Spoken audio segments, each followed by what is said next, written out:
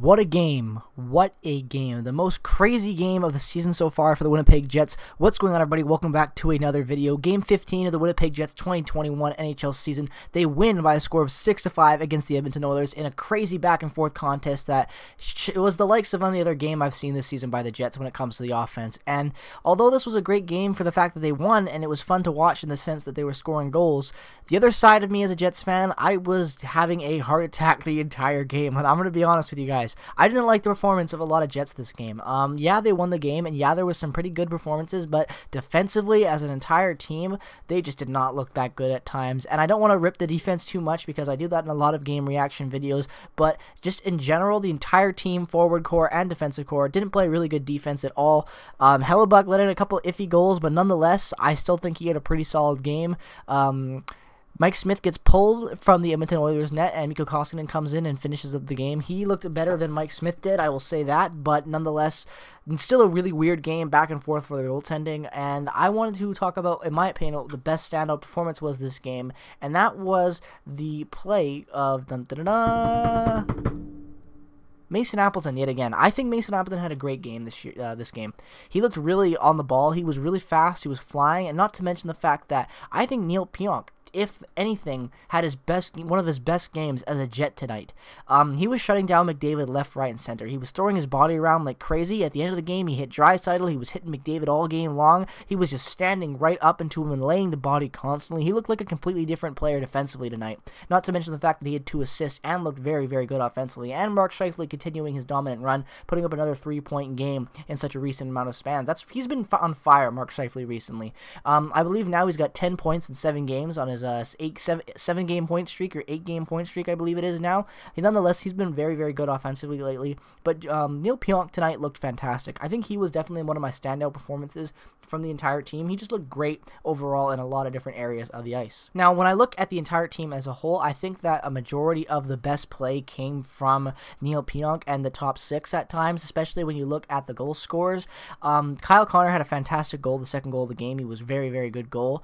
And Blake Wheeler had a very good tip on the game-winning goal as well. There was a lot of good offensive play throughout the entire game. And as much as I could talk about the offensive play because there was so much of it, 11 goals combined from both teams being scored in tonight's contest, I want to talk about, in my opinion, what I think got a little bit left in the behind, and that was how the Jets kept chasing a lot of the play at the end of the second period and at times in the third. There were times where the Jets looked like they could really maintain the speed, the counterattack that the Oilers were coming at them with their speed. They looked very sharp in the neutral zone when it came to interrupting plays and getting the body and their sticks in the lane, trying to create havoc and not allowing the Oilers to enter the zone cleanly, and that worked for a large part of the first and second period. But getting into the end of the second period is when I really started to notice this collapse, where the Jets really were chasing the Oilers constantly, it felt like, in almost every end of the ice.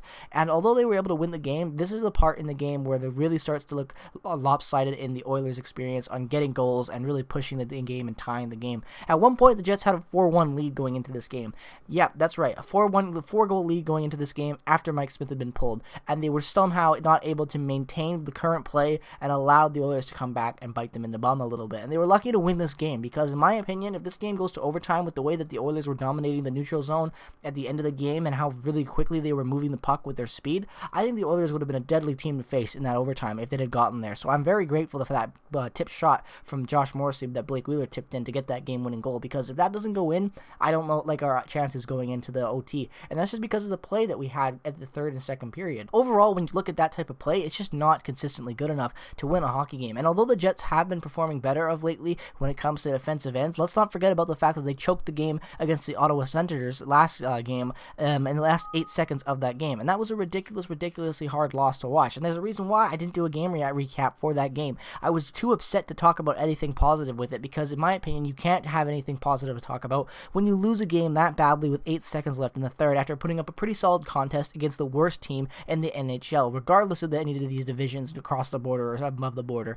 The Ottawa Senators were the worst team in hockey, and the Jets choked it with 8 seconds left, and that was just too difficult for me to talk about. And in this game, it honestly felt like that at some points. It just took the life out of me. Hell, after this game, I did take a nap. I've been talking recently with the Nolan Hockey podcast, and he feels the same way. It is just ridiculously draining this game was. Every time McDavid was on the ice, I just could not take my eyes off of the neutral neutral zone and who had the puck and who was doing what. It was ridiculously scary at points because it just felt like the Jets were constantly chasing at some points in the game. At some points, the Jets looked like they were on the ball, flying down past the Oilers, looking like they were the dominant team. And then at the flip of a coin, it looked like the Winnipeg Jets gave up everything they had. Their gas tank was empty, and they were just chasing and playing horrible catch-up hockey in their own end and in the neutral zone. I don't know how many times it felt like at the start of this game, the Winnipeg Jets were dominant when it came to puck possession and good, clean entries into the offensive zone. But nonetheless, once that coin flipped and the Jets didn't have that and the tank was empty, they were just doing the dump and chase hockey from last year that was horrible and didn't win them games, and that cost them the playoff series against the Calgary Flames.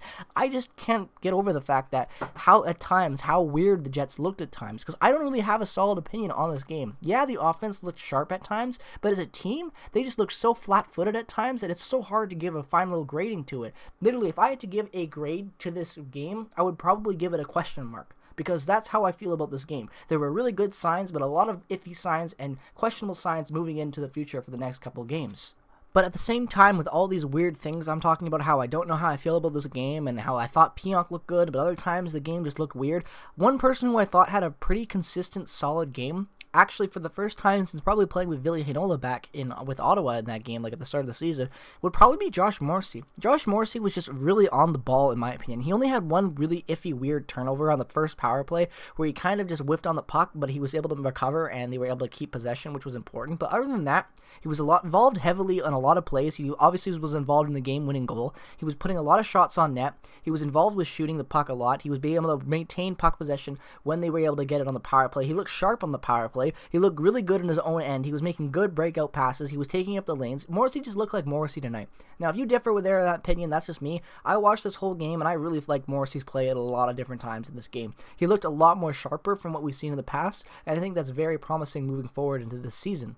If Josh Morrissey can continue to stay solid for the Winnipeg Jets moving forward, I really think that there's a lot of potential for the team to be better overall defensively. If Morrissey can help jump in and carry more of a load, and we can see him perform at the levels we've seen him perform at in the past in his career, that's going to be really beneficial for the core moving forward. Because if Neil Pionk and Forbort continue to play the way that they're playing, I really want to see them become the top defensive pairing in Winnipeg. Trevor Lewis also had a really good game. He was just really involved in a lot of different forechecking plays and was involved defensively a lot. He looked really polished when it came to getting the puck out of the corner. He just looked really good and involved, and that's something I want to see from him. I don't want to see Nate Thompson drawing back in, because Jansen Harkins and Vesalainen, in my opinion, when they were given opportunities to play, other than like the 8 minutes of ice time or whatever it was, it felt like they looked very sharp. Vesalainen had a really good scoring opportunity, I believe, in the second or third period, and Harkins was just playing with a lot of speed, and so was Vesalainen, and I just want to see those guys play more, and I don't want to see a guy like Nate Thompson come in. If Paul Maurice is always adamant about having a veteran presence in the locker room, you already have that with Trevor Lewis. He was already the player of the game. He had the Jets helmet he won, the aviator helmet or whatever you want to call it, the flight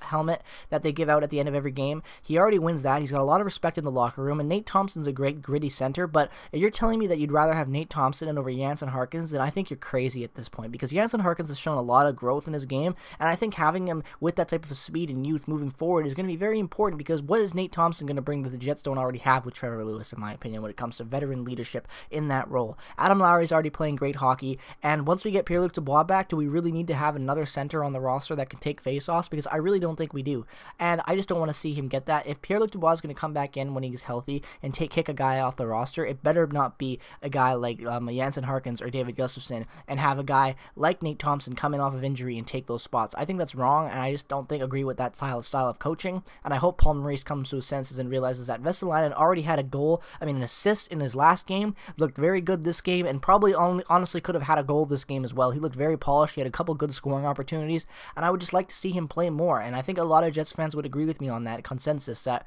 Vesalainen is going to be a part of this team moving forward. He should be able to play a little bit more than what we're giving an opportunity to, especially Harkins as well, but Vesalainen especially should be getting more of an opportunity to play, in my opinion. But nonetheless, those are mostly my thoughts. That rounds out my thoughts on this game, this wild, crazy game. Again, just a question mark grading I would give them. There was a lot of good, a lot of bad, but at times the Jets just looked so weird and different. It's really hard to give them a solid grade, in my opinion. But let me know your thoughts down in the comment section below. As always, what were your thoughts on this game? Do you agree with my take? Do you not agree with it? Whatever your thoughts are, let me know down in the comment section below. If you're a fan of hockey, regardless of what team you root for, definitely consider dropping a subscription. We're on that road to 1,000 subscribers, and we're getting closer and closer every day, and all the support you guys give the channel really means a lot to me. Without you guys showing the support, like I say in every video, I wouldn't be making the videos, so thank you guys so much for all the consistent support. Peace, love, and positivity as always, guys. I will see you in the next video. Go Jets, go.